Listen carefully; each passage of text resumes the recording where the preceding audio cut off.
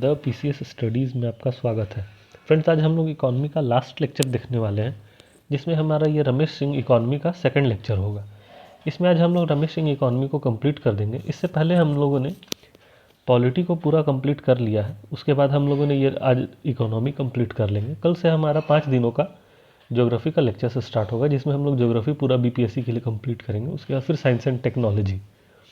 Friends, the PCS studies एक YouTube channel है जिसके द्वारा 17 बीपीएससी मेंस के लिए कंप्लीट लेक्चर कोर्सेज स्टार्ट किया गया है यूट्यूब चैनल पे, और इससे रिस्पेक्टिव जो नोट्स है वो टेलीग्राम चैनल पे आपको अवेलेबल है। आप चाहे तो उससे तैयारी कर सकते हैं। इसके लिए आपको किसी भी कोचिंग में 1 रुपया भी देने की ज़रूरत नहीं है। आप फ्री में 17 बीपीएससी मेंस की तैयारी हमारे यूट्यूब चैनल और टेलीग्राम चैनल से कर सकते हैं। तो ये आज हमारा इकॉनमी का लास्ट लेक्चर, या बोले तो रमेश सिंह इकॉनमी का सेकंड लेक्चर हम लोग स्टार्ट करते हैं, जिसका पहला टॉपिक है बैंकिंग इन इंडिया। तो ये चैप्टर नंबर 12 है, आप देख सकते हैं चैप्टर नंबर 12 है बैंकिंग इन इंडिया। इसमें हम एक अगर ऐसा डायग्राम बना दें तो ये बहुत अच्छा हो जाएगा ये चैप्टर, जिसमें आप देख सकते हैं कि इसमें लिखा हुआ है कि पॉपुलेशन ग्रोथ कैसे हो रहा है और ट्रांजिशन कैसे हो रहा है बैंकिंग में। और जो ट्रांजिशन हो रहा है तो उसमें हम लोग देख सकते हैं कि 2016 में डीमोनेटाइजेशन आया था, 2020 में कोविड आया था और 2022 से फिर पोस्ट कोविड। तो बैंकिंग सेक्टर कैसे कैसे मूव कर रहा है या ट्रांजिशन कर रहा है, तो ये एक बैंकिंग सेक्टर से रिलेटेड डायग्राम है। हम लोग देखते हैं एनबीएफसी क्या होता है, नॉन बैंकिंग फाइनेंशियल कॉरपोरेशंस या कंपनीज। तो ये होता है registered under companies act 1956 and 2013। यानी नॉन बैंकिंग फाइनेंशियल कंपनीज जो होते हैं वो कंपनीज एक्ट के अंडर रजिस्टर्ड होते हैं, जो कि एक्ट है 1956 का या 2013 का। ये बिजनेस करते हैं, लोन्स और एडवांसेस देते हैं, एक्विजिशन करते हैं share, stock, bonds, debenture, securities की। ये सीआरआर नहीं देते हैं, मतलब ये कि ये कैश रिजर्व रेशियो नहीं रखते हैं आरबीआई के साथ। मगर जो एनबीएफसी डी है, यानी कि एनबीएफसी जो डिपॉजिट टेकिंग है, एनबीएफसी का मतलब हो गया नॉन बैंकिंग फाइनेंशियल कंपनीज, और डी यानी कि डिपॉजिट टेकिंग, जो डिपॉजिट लेते हैं एनबीएफसी। वैसे एनबीएफसी को एसएलआर रखना पड़ता है, यानी कि स्टैट्यूटरी एंड लिक्विडिटी रेशियो, ये मेंटेन करना पड़ता है। सभी को नहीं करना पड़ता, जो डिपॉजिट लेते हैं सिर्फ उनको करना पड़ता है। नॉट इशू डिमांड ड्राफ्ट और चेक, ये डिमांड ड्राफ्ट या चेक इशू नहीं कर सकते एनबीएफसी। उसी तरह से ये प्रोवाइड करते हैं long term credit, development of financial market करते हैं, अट्रैक्ट करते हैं फॉरेन एक्सचेंज, मोबिलाइज करते हैं capital and fund, capital formation, employment generation, agriculture industry etcetera. Not principal business इनके हैं। और एनबीएफसी डी जो होता है उसे रिजर्व बैंक के साथ भी अपना रजिस्ट्रेशन करवाना पड़ता है। कंपनीज एक्ट में तो करवाना पड़ता ही है, लेकिन अगर वो डिपॉजिट ले रहे हैं तो वो एक बैंक की तरह फंक्शन करते हैं, जिसके कारण उन्हें आरबीआई से भी रजिस्टर करना पड़ता है। एनबीएफसी के फीचर्स है, तो ये फ्रेंड्स ये बहुत ज़्यादा इंपॉर्टेंट है नहीं है एनबीएफसी, सिर्फ हम लोग बेसिक इकोनॉमी की समझ बनाने के लिए एनबीएफसी पढ़ रहे हैं। तो ये सब हम लोग नहीं पढ़ते, स्किप कर देते हैं। हम लोग आरबीआई देखते हैं कि रिजर्व बैंक ऑफ इंडिया क्या है। तो रिजर्व बैंक ऑफ इंडिया जो है वो एक्ट ऑफ 1934 के द्वारा 1935 में इस्टेब्लिश किया गया था। रिजर्व बैंक ऑफ इंडिया के फंक्शंस है issue currency, distributing agency for currency, यानी इशू भी करना और डिस्ट्रीब्यूट भी करना, banker of government, banker of banks, announce credit and monetary policy in economy, inflation targeting, ये हमने कल ही देखा इन्फ्लेशन टारगेटिंग का, एक्सचेंज रेट मैनेजमेंट, ये हमने पहले ही देख लिया एलपीजी रिफॉर्म्स के टाइम पे, forex management, agent of government in world bank, IMF, ऐसे इंस्टीट्यूशंस में गवर्नमेंट ऑफ इंडिया को रिप्रेजेंट करते हैं। ये सेटअप किया आरबीआई ने, आईडीबीआई, सिडबी, नाबार्ड, एनएचबी, ये सब को सेटअप करता है। और आरबीआई के पास टूल्स क्या क्या है मॉनेटरी पॉलिसी को रेगुलेट करने का या मार्केट को रेगुलेट करने का, तो वो है सीआरआर यानी कि कैश रिजर्व रेशियो, एसएलआर यानी कि statutory liquidity ratio, bank rate, repo rate, reverse repo rate, MSF यानी मार्जिनल स्टैंडिंग फैसिलिटी, ओएमओ यानी open market operations, base rate, और एमसीएलआर यानी minimum cost of lending rate. ये कुछ टूल्स हैं RBI के, जिसके द्वारा आरबीआई बैंक्स को या फिर मार्केट को रेगुलेट करता है। अब हम लोग देखते हैं बैंकिंग नेशनलाइजेशन। तो बैंकिंग नेशनलाइजेशन कुल 2 बार हुआ है, एक 1969 में और एक 1990 में। आरआरबीज यानी रीजनल रूरल बैंक्स बनाए गए थे 1975 में, और ये बनाए गए थे किसके काम से, तो क्रेडिट टू वीकर सेक्शन, यानी वीकर सेक्शन को क्रेडिट देने के लिए बनाए गए थे। कंसेशनल क्रेडिट ये देते हैं, मोबिलाइज करते हैं रूरल सेविंग्स को, और ये बनाए गए थे फॉलोइंग केलकर कमेटी, यानी कि केलकर कमेटी के रिकमेंडेशन के बाद से फिर आरआरबीज को इस्टेब्लिश करना बंद कर दिया गया 1987 से, यानी 1975 से 1987 तक आरआरबी सेटअप किए गए थे इंडिया में, रीजनल रूरल बैंक यानी ग्रामीण बैंक। अब हम लोग देखते हैं the most important Narasimham committee.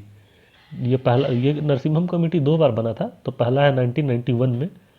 तो इसके कुछ ये शॉर्टकट में मैंने लिख दिए हैं याद करने के लिए कि क्या क्या इसके रिकमेंडेशंस थे। हम लोग डिटेल में इस रिकमेंडेशन को देखते हैं। पहला था डायरेक्टेड इन्वेस्टमेंट, यानी कि सीआरआर को घटा के 3 से 5% लाना चाहिए। Pay interest on CRR by RBI to banks, यानी कि सीआरआर जो आरबीआई लेती है 3 से 5% जो भी है, तो उस आरबीआई जो उतना परसेंट ऑफ पैसा ले लेती है बैंक से, तो उसके बदले, उस पैसे के बदले बैंक्स को इंटरेस्ट देना चाहिए आरबीआई को। पीएसएल यानी प्रायोरिटी सेक्टर लेंडिंग सिर्फ वीकर सेक्शन को दिया जाना चाहिए, और ये रिव्यू करना चाहिए हर 3 साल में कि किस किस सेक्टर्स या इकोनॉमिक अपॉर्चुनिटीज़ को हम लोग पीएसएल में रखते हैं। इंटरेस्ट रेट जो है वो मार्केट डिटरमिन्ड होना चाहिए, ना कि गवर्नमेंट डिटरमिन्ड, क्योंकि गवर्नमेंट अपने वोटर बैंक के चलते इंटरेस्ट रेट को काफ़ी कम कर देती है। No control on interest rate of deposit lending, यानी बैंक्स को ये कंट्रोल नहीं करना चाहिए। और चौथा है रिकॉग्निशन ऑफ बैंक्स, यानी कि पब्लिक सेक्टर बैंक्स को कम करना चाहिए। पब्लिक सेक्टर बैंक्स को, यानी कि जो गवर्नमेंट बैंक है, उन्हें कम करना चाहिए और उन्हें ऑटोनॉमी देनी चाहिए। बैंक्स के जो सीएमडी होते हैं, यानी हेड जो होते हैं अपने ऑफिस के, वो पॉलिटिकल पर्सन ना होकर एक प्रोफेशनल पर्सन होने चाहिए। और एआरसी को सेटअप करना चाहिए, यानी एसेट रिकंस्ट्रक्शन कमिटी। इसका काम होता है एआरसी का कि जो भी डूब गए पैसे होते हैं बैंक्स के, या फिर जिसे हम इंग्लिश में या टर्म्स में बोलते हैं एनपीए,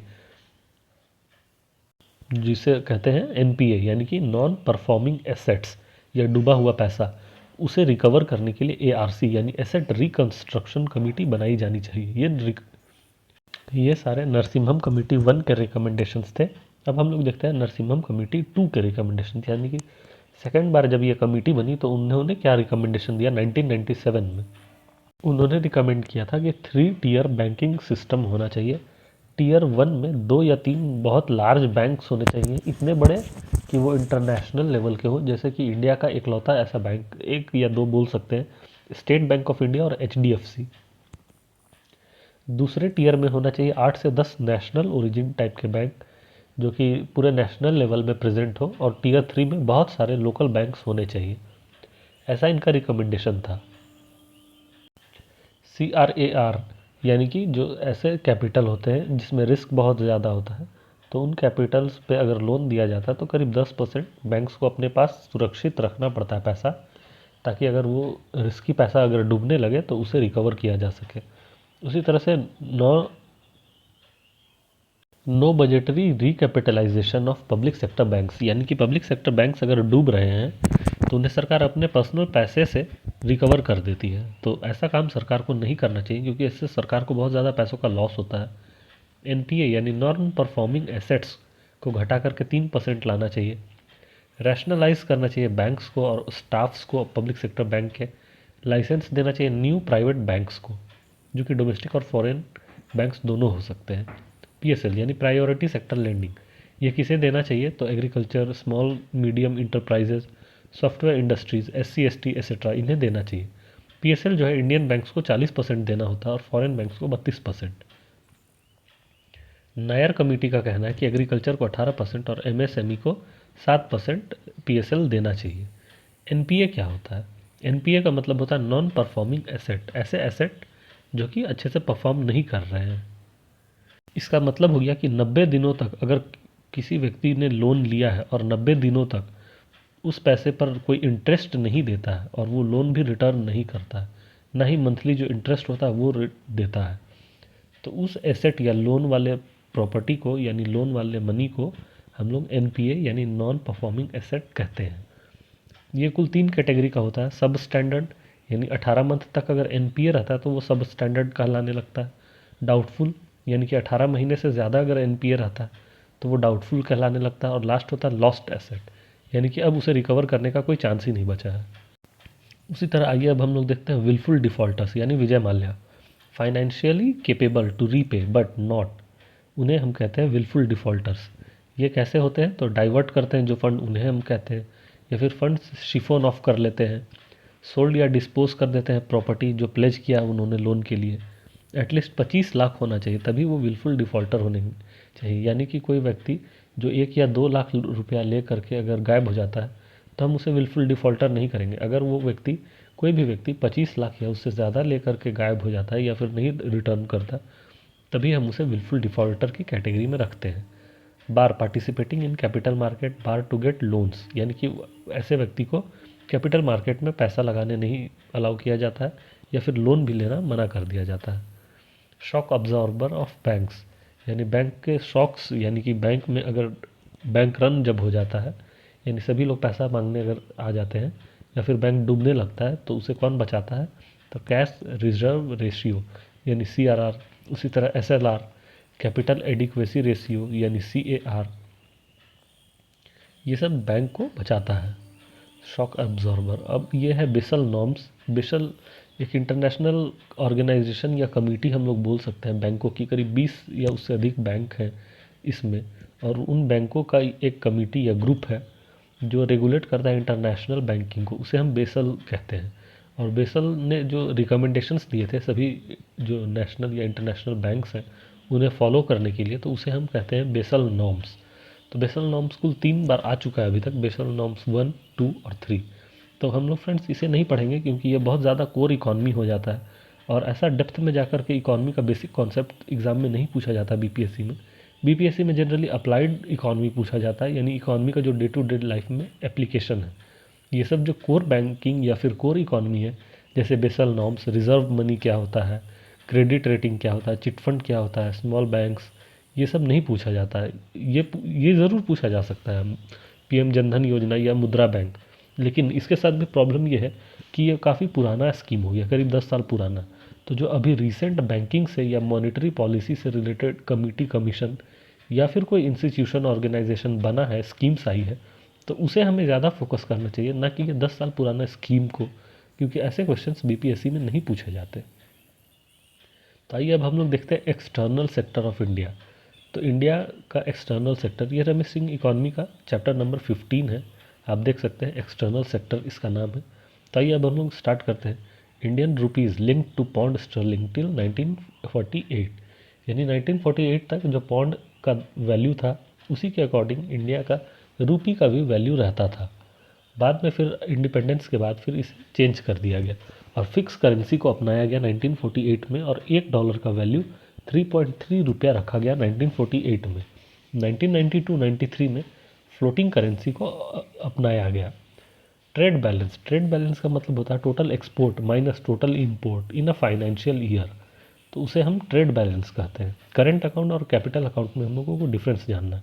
तो करंट अकाउंट यानी कि सिंपल समझिए कि पिछले 1 साल का जो अकाउंट है उसे हम करंट अकाउंट कहते हैं, और 1 साल से अधिक का अकाउंट है या फिर बहुत लार्ज अमाउंट में अगर पैसा आ रहा है तो उसे हम कैपिटल अकाउंट कहते हैं। जैसे इंटरेस्ट, तो इंटरेस्ट या सूद जो होता है वो करंट अकाउंट में आता है, और कैपिटल या लोन वो कैपिटल अकाउंट में आता है। FDI, foreign exchange, bonds, loan, ये सब कैपिटल अकाउंट में आता है। इंटरेस्ट, रेमिटेंस जो हर महीना रेकरिंग होता है, इंपोर्ट या एक्सपोर्ट, ऐसे चीज़ों को हम लोग करेंट अकाउंट में रखते हैं। और बैलेंस ऑफ पेमेंट क्या होता है, जो हमने कल देखा था कि इंडिया का बैलेंस ऑफ पेमेंट क्राइसिस आया था जिसके चलते बेल आउट पैकेज लेना पड़ा और एलपीजी रिफॉर्म आया 1991 में। तो ये बैलेंस ऑफ पेमेंट होता क्या है? तो बैलेंस ऑफ पेमेंट का मतलब होता है कि total export minus total import, capital और करेंट अकाउंट दोनों का जो मिला करके टोटल इंडिया ने किसी को दिया और इंडिया ने अदर कंट्री से लिया, तो उसका जो नेट होता है वही होता है बैलेंस ऑफ पेमेंट, कैपिटल और करंट अकाउंट का। यानी इंडिया में जो टोटल एफडीआई आया या फिर जो इंडिया ने इंटरेस्ट या रेमिटेंस पाया, उससे अगर हम डिवाइड, उससे हम माइनस कर दें इंडिया से जो आउटफ्लो हुआ एफडीआई का या इंटरेस्ट जो आउटफ्लो हुआ वो सारे को, तो वो आ जाएगा बैलेंस ऑफ पेमेंट। ये था इंडिया का फॉरेन सेक्टर या एक्सटर्नल सेक्टर ऑफ इंडिया। अब हम लोग आइए देखते हैं चैप्टर नंबर 16 जिसका नाम है इंटरनेशनल इकॉनमी एंड इंडिया। तो इंडिया का इंटरनेशनल इकॉनमी से कैसे लिंक है वो हम लोग देखने की कोशिश करते हैं। तो सबसे पहले इसमें आता है ब्रेटन वुड्स, ये एक बहुत पॉपुलर टर्म है जिसका नाम है ब्रेटन वुड्स। इसमें ये एक ऑर्गेनाइजेशन की जैसा है जिसमें बहुत सारे कंट्रीज़ हैं और ऑर्गेनाइजेशन है, जैसे USA UK plus 42 western Nations, यानी यूएसए अमेरिका इंग्लैंड और 42 वेस्टर्न नेशंस हैं, उनका एक ऑर्गेनाइजेशन है जो रेगुलेट करते हैं आईएमएफ और वर्ल्ड बैंक को। तो हम लोग देखते हैं आईएमएफ इस्टेब्लिश हुआ है 1944 में। आईएमएफ का बेसिक काम है फैसिलिटेट इंटरनेशनल मॉनेटरी कोऑपरेशन। ये एक्सचेंज रेट स्टेबिलिटी को इन्हेंस करता है, इस्टेब्लिश करता है multilateral payment system and eliminate restrictions. ये करता है assist members in balance of payment crisis. RBI represent India, यानी आईएमएफ में इंडिया को रिप्रेजेंट आरबीआई करता है। रिव्यू ये इसमें कोटा सिस्टम होता है, कोटा सिस्टम के तहत इसमें वोटिंग होती है और वोट शेयर होता है, उसी के हिसाब से इसमें लोन भी मिलता है। जिसका जितना ज़्यादा कोटा रहेगा उतना ज़्यादा अमाउंट में उसे लोन मिल सकता है या फिर उतना उसका वोट शेयर होता है। तो ये कोटा जो है हर 5 साल में रिव्यू होता है और 25% of quota paid by cash, और बाकी जो 75% होता है, जैसे कोटा इंडिया का अगर मान लीजिए 2.5 है, तो जो 2.5% ऑफ आईएमएफ का जो वैल्यू है वो इंडिया का अगर कोटा है तो उस 2.5 का 25% जो है इंडिया को कैश में देना पड़ेगा और 75% गवर्नमेंट सिक्योरिटीज़ में। इंडिया जो है वो 8th लार्जेस्ट फंड होल्डर है आईएमएफ में। India now net contributor rather than borrower. एक समय था 1991 जब इंडिया ने आईएमएफ से बहुत सारा लोन लिया था। अब इंडिया इस कंडीशन में है कि इंडिया आईएमएफ से लोन लेता नहीं है बल्कि आईएमएफ को लोन देता है। अब आइए हम लोग देखते हैं वर्ल्ड बैंक। तो एक्चुअल में वर्ल्ड बैंक जो है वो टोटल 5 एसोसिएशन है, यानी कि 5 इंस्टीट्यूशंस को मिलाकर वर्ल्ड बैंक बनता है, जिसमें पहला है आईबीआरडी, यानी international bank for reconstruction and development. ये वर्ल्ड वार 2 के बाद बनाया गया था, जो डिवास्टेशन हुआ था यूरोप और अमेरिका में, उससे उभरने के लिए ये वेस्टर्न कंट्रीज़ के द्वारा बनाया गया एक बैंक था जिसका नाम था international bank for reconstruction and development. इसका काम था ह्यूमन डेवलपमेंट को प्रमोट करना, agriculture, irrigation, urban development, health and welfare को प्रमोट करना। दूसरा इंस्टीट्यूशन है वर्ल्ड बैंक का आईडीए, यानी इंटरनेशनल डेवलपमेंट एजेंसी। ये एक डेवलपमेंट बैंक है, यानी कि ये इंफ्रास्ट्रक्चर, लॉन्ग टर्म क्रेडिट के लिए पैसा देता है, जो कि जनरली 30-40 सालों के लिए ये लंबा लोन देता है। और इंटरेस्ट रेट है जो बहुत कम लेता है, यानी 1-2% ही इंटरेस्ट रेट पे ये 30-40 सालों के लिए पैसा दे देता है किसी भी कंट्री को। और जनरली ये कंट्रीज डेवलपिंग या अंडर डेवलप्ड कंट्रीज़ होते हैं ताकि वहाँ पे डेवलपमेंट आ सके। India is biggest beneficiary of IDA support. तो इंडिया एज की डेवलपिंग कंट्री है, और पहले तो और ज़्यादा ख़राब स्थिति था इंडिया का इंडिपेंडेंस के बाद, तब उस समय में इंडिया ने बहुत ज़्यादा अमाउंट में आईडीए से लोन लिया था। अब हम लोग देखते हैं आईएफसी, यानी इंटरनेशनल फाइनेंस कॉरपोरेशन। ये है मनी टू प्राइवेट सेक्टर, यानी ये प्राइवेट सेक्टर को लोन देती है और ये कॉमर्शियल रेट पे लोन देती है, ना कि लो इंटरेस्ट रेट पे। और ये पीपीपी इंफ्रास्ट्रक्चर को डेवलप करने के लिए काम करती है। इसका जो फोर्थ इंस्टीट्यूशन है वो फोर्थ इंस्टीट्यूशन है मीगा, यानी मल्टीलैटरल इन्वेस्टमेंट गारंटी एजेंसी। ये इनकरेज करती है FDI in developing nations by offering insurance guarantee to foreign private investors against risk of currency transfer, war, civil disturbance. यानी मीगा नाम की एक इंस्टीट्यूशन है वर्ल्ड बैंक की, ये प्रोवाइड करती है सिक्योरिटी टू एफडीआई। यानी कि अगर कोई अमेरिका का बिजनेसमैन है, वो चाहता है कि वो एफडीआई लाए इज़राइल या हमास जैसे क्षेत्र में या फिर ईरान जैसे जगह पे, तो वहाँ पे एज की बहुत ज़्यादा इनसिक्योरिटी है, तो यूएस का कोई भी इन्वेस्टर वहाँ पे इन्वेस्ट नहीं करना चाहेगा। तो मीगा जो है वो सिक्योरिटी प्रोवाइड करेगी इन्वेस्टर्स को या उसके पैसे को, कि अगर आप यहाँ पे ईरान में पैसा लगाते हैं तो वो पैसा सिक्योर रहेगा। अगर ईरान उसे रीपे नहीं कर पाता तो वो मीगा रीपे करेगी। ये काम होता है मीगा का। उसी तरह फिफ्थ जो ऑर्गेनाइजेशन है वो आईसीएसआईडी, यानी international centre for settlement of investment disputes. यानी एक जुडिशियरी टाइप का ये बॉडी है जो फंड्स से रिलेटेड या फिर जो मनी से रिलेटेड डिस्प्यूट्स होता है इंटरनेशनल, उसे सॉल्व करने का ये काम करती है। डिसीजंस बाइंडिंग ऑन पार्टीज़, यानी अगर इसने कोई डिसीजन दे दिया तो उसे मानना ही पड़ता है, और इसीलिए इंडिया इसका मेंबर नहीं है, क्योंकि इंडिया का सॉवरेनिटी हैम्पर हो जाएगा, यानी सार्वभौमिकता या सर्व संप्रभुता जो है वो हैम्पर हो जाएगा इंडिया का। इसी चलते इंडिया आईसीएसआईडी का मेंबर नहीं है, क्योंकि इंडिया का अपना एक इंडिपेंडेंट जुडिशरी है जो जुडिशियल मामलों में काम करती है। तो इंडिया अपनी जुडिशरी को इंडिया के जुडिशियल पावर्स को ओवरलैप करके ICSID को नहीं देना चाहती थी, इसीलिए इंडिया ने इसका मेंबरशिप नहीं लिया और hamper sovereignty decision making of India. उसी तरह हम लोग नेक्स्ट देखते हैं इंस्टीट्यूशन, वो है ADB यानी एशियन डेवलपमेंट बैंक। ये 1966 में बना, 63 मेंबर्स हैं इसमें। इसका हेडक्वार्टर मनीला फिलीपींस में है। ये लोन देती है, टेक्नोलॉजिकल असिस्टेंस देती है, assist in coordinating development policies and plans, technological assistance to India. WTO 1994 में आया, यानी कि 1 जनवरी 1995 से ये स्टार्ट हुआ है। गैट्स यानी general agreement on trade in services, TRIMS, ये सब कुछ ऑर्गेनाइजेशंस हैं जो कि WTO के अंदर आते हैं। और national treatment, most favour nation, ये सब कुछ है जो पॉलिसीज़ है ये WTO की है। ये हमने देख लिया था ऑलरेडी।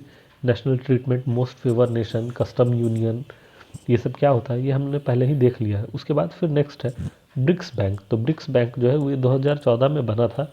ये fund infrastructure and sustainable development projects, currency swap के लिए काम करती है। और इसी चलते president Donald Trump BRICS nations के अगेंस्ट है, क्योंकि अगर ये करेंसी स्वैप पर एग्रीमेंट हो जाता है तो फिर US करेंसी का रेलेवेंस खत्म हो जाएगा ब्रिक्स नेशंस में।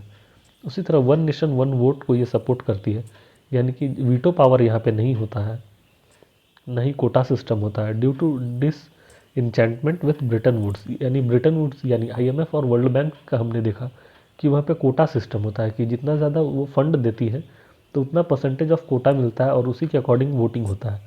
पर ब्रिक्स का खासियत यह है कि यहाँ पे वन नेशन वन वोट होता है, इस कारण से इसमें कोटा सिस्टम नहीं होता। तो इसीलिए ब्रिटेन वुड्स इंस्टीट्यूशन से अलग है। एशियन इंफ्रास्ट्रक्चर इन्वेस्टमेंट बैंक यानी AIIB, ये 2013 में बीजिंग में हेडक्वार्टर में बना है। 21 नेशन इसके मेंबर हैं, बट USA USSR इसके मेंबर्स नहीं हैं। प्राइमरीली ये इंफ्रास्ट्रक्चरल प्रोजेक्ट्स एशिया में ये मदद करता है और ये एक कॉमर्शियल नेचर का बैंक है। आइए अब हम लोग नेक्स्ट चैप्टर देखते हैं, चैप्टर नंबर 17 यानी टैक्सेशन स्ट्रक्चर इन इंडिया। तो उसमें बहुत सारे टाइप के टैक्सेस हम लोग देखने वाले हैं। पहला टैक्स होता है एड वेलरम। एड वेलरम का मतलब होता है ऑन द वैल्यू एडेड, यानी कि वैल्यू एडिशन टैक्स। इसका मतलब होता है कि किसी भी चीज़ की अगर वैल्यू बढ़ती है तो उसमें टैक्स भी बढ़ता है। जैसे रियल इस्टेट या पर्सनल प्रॉपर्टी, इसका जैसे जैसे वैल्यू बढ़ता है तो वैसे वैसे इसमें टैक्स का अमाउंट भी बढ़ते जाता है। इसे ही एड वेलरम बोलते हैं। नेगेटिव इनकम टैक्स, इसका मतलब होता है कि सब्सिडी देना BPL फैमिली को। उसी तरह से टैक्स बायोन्सी, यानी कि percentage change in tax revenue with respect to increase in national income. जैसे जैसे नेशनल इनकम बढ़ता है वैसे वैसे टैक्स बायोन्सी बढ़ती है, या नेशनल इनकम घटता है तो टैक्स बायोन्सी घटती है। पिगुवियन टैक्स, पिगुवियन टैक्स का मतलब होता है ऐसे टैक्स जो नेगेटिव चीज़ों पे लगाए जाते हैं, जैसे लिकर या फिर कोई भी ऐसे चीज़ जैसे पोल्यूशन क्रिएटिंग जो भी इंडस्ट्रीज़ हैं या फिर व्हीकल्स हैं, उन पे पिगुवियन टैक्स लगाया जाता है जिससे कि नेगेटिविटी को रोका जा सके। उसी तरह से टॉबिन टैक्स एक होता है। टॉबिन टैक्स का मतलब होता है फॉरेन एक्सचेंज पर जो ट्रांजैक्शंस होते हैं, किसी भी कंट्री एक दूसरे कंट्री को जब फॉरेन एक्सचेंज ट्रांसफ़र करती है तो उस पर लगने वाला टैक्स को हम टॉबिन टैक्स कहते हैं।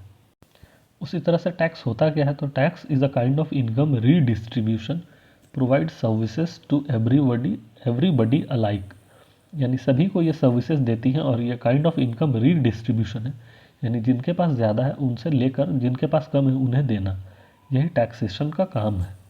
और बहुत सारे टाइप के टैक्सेस होते हैं जिनमें हम लोग ये देख सकते हैं commodity transaction tax, security transaction tax, minimum alternate tax. Friends, ये टैक्सेस के नाम आपको जानना ज़रूरी नहीं है क्योंकि ऐसा क्वेश्चन एग्जाम में आता नहीं है थियोरेटिकल, तो हम लोग इसे स्किप करते हैं। उसी तरह से यहाँ पे है डायरेक्ट टैक्स कोड, जो विजय केलकर कमेटी के द्वारा रिकमेंड किया गया था 2013 में, जो फैसिलिटेट करेगा voluntary compliance and decrease disputes. यानी कि जैसे GST आया जिसने सारे इनडायरेक्ट टैक्सेस को कंपाइल कर दिया, वैसा ही एक कोड लाया जाने की कोशिश की जा रही है जिसका नाम रहेगा डायरेक्ट टैक्स कोड। इसमें सारे टाइप के डायरेक्ट टैक्सेस को कंपाइल करके एक बनाया जाएगा। ये है पब्लिक एक्सपेंडिचर। आइए अब हम लोग देखते हैं। यहाँ पे ऊपर में लिखा हुआ view of Adam Smith, Chanakya etcetera. मतलब ये कि पब्लिक एक्सपेंडिचर के ऊपर एडम स्मिथ का या चाणक्य का क्या व्यू है। तो जैसे एडम स्मिथ का व्यू था लाइजेस फेयर का, यानी कि गवर्नमेंट का कोई रोल नहीं होता है इकॉनमी में और एक फ्री हैंड काम करता है इकॉनमी में, ये व्यू था एडम स्मिथ का। और चाणक्य का रोल था कि चाणक्य ने कहा था कि स्टेट को टैक्सेशन लेना चाहिए और उस टैक्स से जो नीडी है उनकी हेल्प करनी चाहिए। तो ये दोनों अपोजिट व्यूज़ हैं एडम स्मिथ और चाणक्य की। ये दोनों हम लोग कोट कर सकते हैं जब हम लोग पब्लिक एक्सपेंडिचर से रिलेटेड कोई क्वेश्चन डील करें। उसी तरह से पब्लिक एक्सपेंडिचर का मतलब होता है by government on satisfaction of collective needs of citizen, यानी कलेक्टिव नीड्स ऑफ सिटीजन के लिए पब्लिक एक्सपेंडिचर किया जाता है गवर्नमेंट के द्वारा। और ये इंक्रीज़ होता है पब्लिक एक्सपेंडिचर इस कारण से कि ग्लोबल प्राइस बढ़ जाए या डिफेंस बजट बढ़ जाए, सोशल सिक्योरिटी नेट अगर बढ़ जाए, अर्बनाइजेशन हो जाए, पॉपुलेशन इंक्रीज़ कर जाए, इकोनॉमिक डेवलपमेंट करना पड़े या इन्वायरमेंट को कंसीडर करके डेवलपमेंट करना पड़े तो ज़्यादा खर्च आता है, तो उसे ही हम कहते हैं increase in public expenditure. Classification after 2017, पहले पब्लिक एक्सपेंडिचर का बहुत अलग क्लासिफिकेशन था, अभी उस क्लासिफिकेशन को चेंज करके दो टाइप का कर दिया गया, एक तो रेवेन्यू और दूसरा कैपिटल। रेवेन्यू में डेवलपिंग और नॉन डेवलपिंग, कैपिटल में डेवलपिंग और नॉन डेवलपिंग। उसी तरह से रेवेन्यू एक्सपेंडिचर का या फिर पब्लिक एक्सपेंडिचर का इम्पैक्ट किस किस चीज़ पर पड़ता है, तो प्रोडक्शन पे, डिस्ट्रीब्यूशन पे, इकोनॉमिक स्टेबिलिटी पे और ग्रोथ एंड डेवलपमेंट पे। फ्रेंड्स, इस लेक्चर्स को यानी रमेश सिंह इकॉनमी को हम लोग बहुत समरी टाइप से देख रहे हैं, बहुत ज़्यादा डिटेल में डिस्कस नहीं कर रहे क्योंकि इससे क्वेश्चन आने का चांसेस मिनिमम रहता है।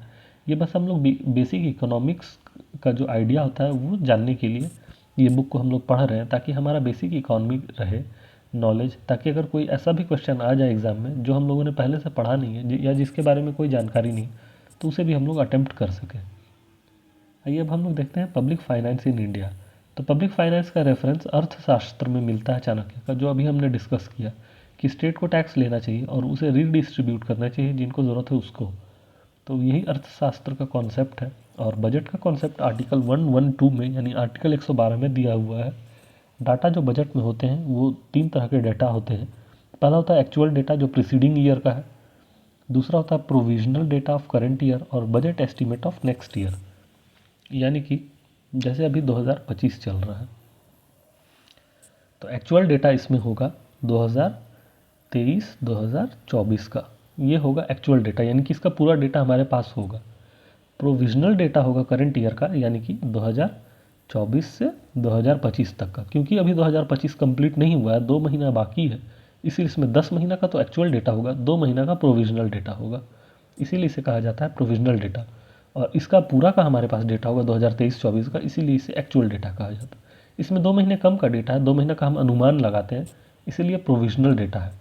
और बजट एस्टीमेट जो होगा वो होगा 2025 से 2026 तक का, 2026 तक का इसमें बजट एस्टीमेट होगा, क्योंकि ये अभी स्टार्ट ही नहीं हुआ है। 1 अप्रैल 2025 से 31 मार्च 2026 तक ये चलेगा ईयर, इसीलिए इसका हमें बजट अनुमान लगाते हैं। तो ये 3 तरह का डेटा होता है बजट में। अर्लियर जो था वो प्लान और नॉन ये डेवलप्ड या नॉन डेवलपमेंट एक्सपेंडिचर था के नाम से जाना जाता था। 1987 में सुखमय चक्रवर्ती कमेटी के द्वारा रिकमेंड करके इसे प्लान या नॉन प्लान एक्सपेंडिचर का नाम दिया गया। फिर 2011 में रंगाराजन कमेटी के रिकमेंडेशन पर इसे चेंज किया गया और कैपिटल और रेवेन्यू एक्सपेंडिचर के नाम से जाना जाता है, जो अभी हमने ऊपर पब्लिक फाइनेंस में पढ़ा। यहाँ पर देखिए कि 2017 से ये चेंज हो गया और इसका नाम दे दिया गया पब्लिक एक्सपेंडिचर का, रेवेन्यू एक्सपेंडिचर और कैपिटल एक्सपेंडिचर। तो यही यहाँ पे लिखा हुआ है कि कैपिटल एक्सपेंडिचर और रेवेन्यू एक्सपेंडिचर। और डिफेंस जो है वो दोनों तरह में आता है, कैपिटल में भी और रेवेन्यू में भी। कि रेवेन्यू इसलिए क्योंकि सैलरी, रेमिटेंस ये सब देना पड़ता है पर्सनल्स को, और कैपिटल इसलिए क्योंकि नए नए रिसर्च एंड डेवलपमेंट होते हैं, नए नए हम आर्म्स एंड एम्यूनिशंस खरीदते हैं, इस कारण से ये कैपिटल रेवेन्यू दोनों एक्सपेंडिचर में आता है। और ये नॉन प्लान्ड होता है इसलिए क्योंकि ये अचानक से ज़रूरत पड़ जाता है डिफेंस एक्सपेंडिचर का, इसी चलते ये नॉन प्लान्ड होता है। आइए अब हम लोग देखते हैं डेफिसिट फाइनेंसिंग। डेफिसिट फाइनेंसिंग का मतलब होता है कि गवर्नमेंट का इनकम कम है और एक्सपेंडिचर ज़्यादा है, तो गवर्नमेंट वो एक्सपेंडिचर लाएगी कहाँ से। जैसे 10 रुपये अगर गवर्नमेंट का इनकम है और गवर्नमेंट चाहती है कि वो खर्च करे 15 रुपया, तो वो 5 रुपये जो डिफरेंस का होगा वो गवर्नमेंट लाएगी कहाँ से। तो वो लाने के बहुत सारे तरीके होते हैं, तो वो तरीका हम लोग सीक्वेंस में देखते हैं कि सबसे बेस्ट कौन होता है और सबसे वर्स्ट कौन होता है। तो सबसे बेस्ट कंडीशन जो होता है गवर्नमेंट को किसी भी फंड को लेने का, वो होता है एक्सटर्नल एड, यानी कि फॉरेन कंट्री से फ्री में पैसा ले लेना, जिसे हम मदद कहते हैं। एड यानी मदद। तो ये पैसा रिटर्न नहीं करना, तो यानी फ्री का मिल गया और इसे रिटर्न भी नहीं करना है। तो सबसे अच्छा होता है फाइनेंस करने के लिए, यानी डेब्ट फाइनेंस करने के लिए एक्सटर्नल एड, यानी कि फॉरेन कंट्री से जो मदद ली जाती है। दूसरा होता है एक्सटर्नल ग्रांट, यानी कि दूसरे कंट्री से मदद लेना, ये भी अ काइंड ऑफ ग्रांट ही होता है। तीसरा होता है एक्सटर्नल बोरोइंग, यानी कि इसे रिटर्न करना पड़ता है। चौथा होता है इंटरनल बोरोइंग, यानी कि इंडिया के अंदर से ही किसी से, प्राइवेट सेक्टर या बैंक से बोरोइंग करना। और लास्ट होता है printing of currency. Printing of currency को सबसे वर्स्ट सिनारियो इसलिए कहा जाता है क्योंकि अगर करेंसी ज़्यादा प्रिंट कर दिया गया तो मार्केट में इन्फ्लेशन आ जाता है, जिससे कि फिर स्पाइरल इफेक्ट पड़ता है, जो हमने पढ़ा भी था, साइकिल ऑफ इन्फ्लेशन, कि प्राइस बढ़ेगा तो वेज बढ़ेगा, फिर वेज बढ़ेगा तो फिर प्राइस बढ़ेगा, वो कंडीशन आ जाता है। इसी चलते प्रिंटिंग ऑफ करेंसी को सबसे लास्ट में रखा जाता है। और फॉरेन कंट्रीज से मिलने वाला मदद या फिर चंदा जिसे बोलते हैं, उसे हम बेस्ट कैटेगरी में रखते हैं। आइए अब हम लोग देखते हैं फिजिकल पॉलिसी। फिजिकल पॉलिसी का मतलब होता है policy of government with regard to level of government purchases, transfer and tax share, या फिर change in government expenditure and taxes to achieve macro economic policy goals. इसे हम लोग फिजिकल पॉलिसी कहते हैं। यह इम्पैक्ट करता है इनकम और सेविंग को। उसके बाद ये सब फ्रेंड्स ज़रूरी नहीं है, तो इसे हम लोग नहीं देखते हैं। सबसे इम्पॉर्टेंट यहाँ पे FRBM एक्ट, ये मोस्ट इंपॉर्टेंट है और इसका BPSC में पूछने का चांसेस बहुत ज़्यादा रहता है, तो हम लोग इसे डिटेल में डिस्कस करते हैं। इसका फुल फॉर्म होता है physical responsibility and budget management act. मैं फिर से रिपीट कर देता हूँ, FRBM एक्ट का फुल फॉर्म होता है physical responsibility and budget management act. ये 2003 में लाया गया था। इसका एम था कि फिजिकल डेफिसिट को कम करना। फिजिकल डेफिसिट जो हमने अभी ही पढ़ा कि अगर गवर्नमेंट का इनकम 10 रुपया और एक्सपेंडिचर 15 रुपया है, तो जो 5 रुपया डिफरेंस का रहा है वही है फिजिकल डेफिसिट। तो इसे कम करना गवर्नमेंट का, और ये रेवेन्यू और फिजिकल दोनों के टर्म्स में था। इसमें प्रायोरिटाइज करना था गवर्नमेंट के एक्सपेंडिचर को कि कम से कम खर्च में मैक्सिमम चीज़ों को अचीव किया जा सके। ऑग्यूमेंट करना था रिसोर्सेज का, टैक्स बेस को बढ़ाना था, टैक्स कंप्लायंसेस को बढ़ाना था। ये लाया गया। इसमें जो प्रोविजंस थे वो प्रोविजंस कुछ इस प्रकार थे कि decrease physical and revenue deficit, यानी कि फिजिकल और रेवेन्यू डेफिसिट को कम करना। उसी तरह से रेवेन्यू सरप्लस करना, डेफिसिट तो कम करना ही, रेवेन्यू सरप्लस करना। मतलब ये कि 10 रुपया 15 रुपया, ये है इनकम, ये एक्सपेंडिचर। तो ये जो मिसमैच जो आ रहा है 5 रुपया का, ये तो हमें कम करना ही है, मगर कुछ ऐसा करना है कि इनकम 15 रुपया हो जाए और एक्सपेंडिचर 10 रुपया। तो जहाँ यहाँ पे -5 है, यानी 5 रुपया घर से घाटा हो रहा है, वहीं यहाँ पे +5 है, यानी कि हमें यह बेनिफिट हो रहा है कि हमारा इनकम ज़्यादा है और एक्सपेंडिचर कम। तो यही है रेवेन्यू सरप्लस। तो हमें ना सिर्फ फिजिकल डेफिसिट या रेवेन्यू डेफिसिट को कम करना है, बल्कि रेवेन्यू सरप्लस भी बनना है, ऐसा इसमें कहा गया था। उसी तरह से इसमें एनुअल टारगेट्स दिया गया था कि हर साल ये छोटे छोटे टारगेट्स हमें अचीव करने हैं, ताकि हम लोग फिजिकल रिस्पॉन्सिबल हो सके और बजट को अच्छे से मैनेज कर सके। तो इसमें दिया गया था कि रेवेन्यू डेफिसिट, यानी कि जो एनुअल जो होता है डेफिसिट, उसे 0.5% पर एनम के दर से कम किया जाए। यानी रेवेन्यू डेफिसिट अगर 10% है 2024 में, तो ऐसा किया जाएगा कि ये घट के 9.5% हो जाए 2025 में। ऐसा कुछ कहना था FRBM एक्ट का। और फिजिकल डेफिसिट यानी ओवरऑल रेवेन्यू डेफिसिट यानी 1 साल का, और फिजिकल डेफिसिट यानी ओवरऑल का, ये हर साल 0.3% घटाया जाएगा, ऐसा कहना था। और इस टारगेट को ब्रीच किया जाएगा, यानी इस टारगेट को एप्लीकेबल नहीं होगा या नहीं माना जाएगा कुछ ऐसे खास सिचुएशंस में, जैसे कि नेशनल सिक्योरिटी का कोई इशू आ जाए, जैसे कि वॉर हो जाए, कलामिटी आ जाए, जैसे कि कोविड हो जाए। ऐसे कुछ एक्सेप्शनल सर्कमस्टांसेस अगर आ गए तो FRBM एक्ट को नहीं माना जाएगा या उसे ब्रीच किया जा सकता है।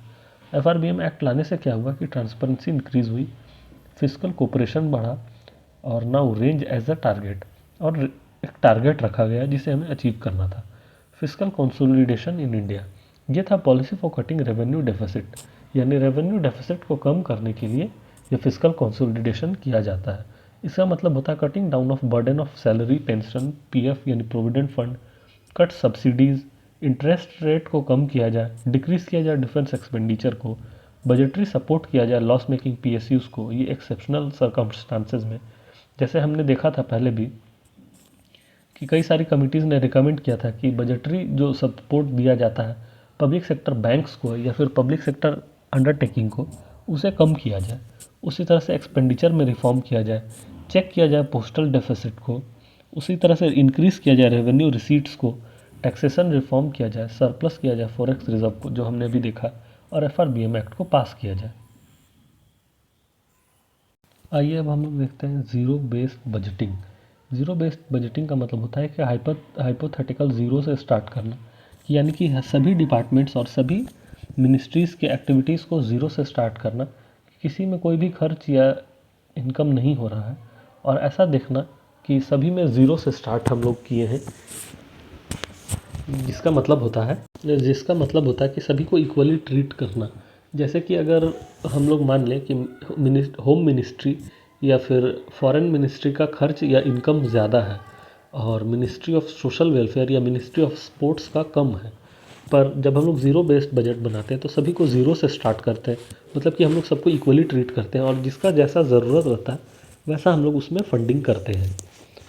इसमें लिमिटेशंस क्या होता है कि चार्ज एक्सपेंडिचर यानी नॉट कंट्रोल ऑफ पार्लियामेंट, यानी कि बहुत सारे ऐसे डिपार्टमेंट या मिनिस्ट्री होते हैं जिसके फंड्स जो होते हैं वो चार्ज होते हैं, जिस पर डिस्कशन नहीं किया जा सकता पार्लियामेंट में, तो वैसे फंड्स को हम लोग कम नहीं कर सकते। इसीलिए हाइपोथेटिकली तो ज़ीरो होता है, पर एक्चुअल में ये ज़ीरो नहीं किया जा सकता है ज़ीरो बेस्ड बजट में। पब्लिक सर्विसेज यानी defence, law and order, foreign relation, इन पे बजटरी कंट्रोल नहीं किया जा सकता क्योंकि ये ऑन डिमांड किया जाता है और बहुत बार ऐसा अनवांटेड सिचुएशंस क्रिएट होता है जिसमें ऐसा फंडिंग किया जाता है। पॉवर्टी एलिवेशन, इसमें भी हम लोग ज़ीरो बेस्ड बजटिंग नहीं कर सकते। उसी तरह से जेंडर बजटिंग का मतलब होता है on basis of gender responsibility. ये 2006-07 में लाया गया था। ये जेंडर बजटिंग हम लोग BPSC के एस्पिरेंट्स बहुत अच्छे से जानते हैं क्योंकि हमने जेंडर बजटिंग अपने इकॉनमी में BPSC में पढ़ लिया है।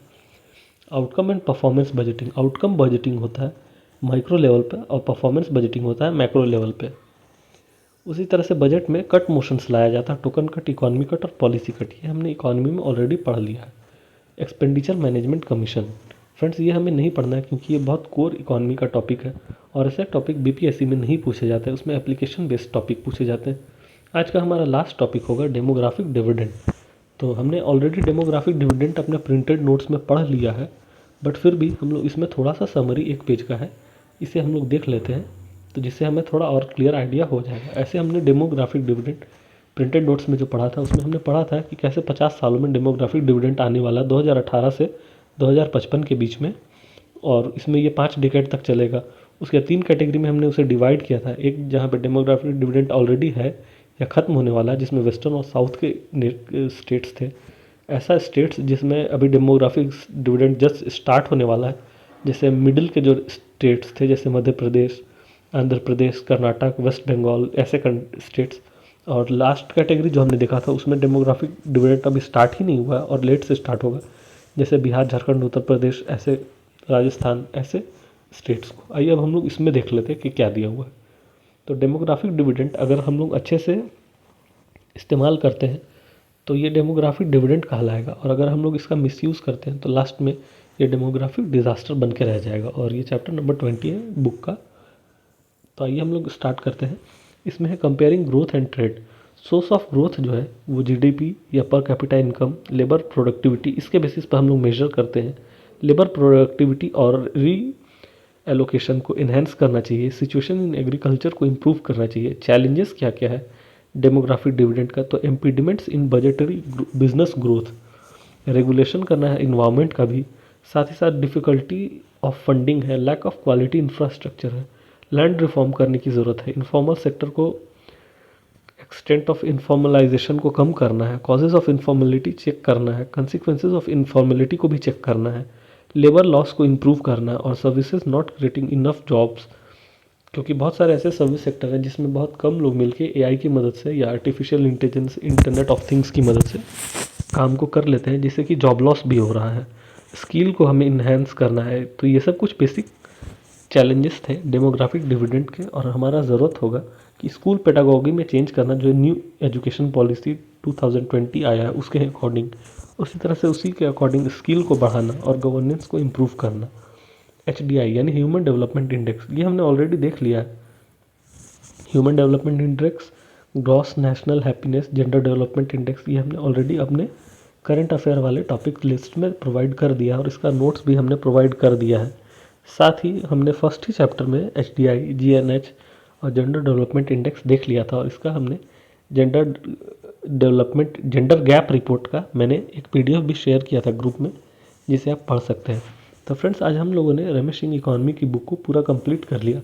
कल से हम लोग ज्योग्राफी स्टार्ट करेंगे, जिसमें हम लोग स्टार्ट करेंगे जो हमारा पहला टॉपिक होगा इंडियन ज्योग्राफी, क्योंकि इंडियन ज्योग्राफी से और स्पेशली मॉनसून से काफ़ी ज़्यादा क्वेश्चन पूछे जाते हैं। सबसे ज़्यादा क्वेश्चन आपको देखने को मिलेगा PYQ में मॉनसून पे, और दूसरा हिमालय पे। तो हम लोग स्टार्ट करेंगे कि पहले हम लोग इंडियन ज्योग्राफी को ही कंप्लीट कर लें। तो कल से हमारा ज्योग्राफी का लेक्चर स्टार्ट होने वाला है, तो आप उसे देख सकते हैं, जो कि 11 से 15 फरवरी तक चलेगा। द पीसी स्टडीज़ में जुड़ने के लिए thank you, thanks for watching. आपको अगर कंटेंट अच्छा लग रहा होगा तो लाइक, शेयर और सब्सक्राइब कर सकते हैं। Thanks for watching the PC studies.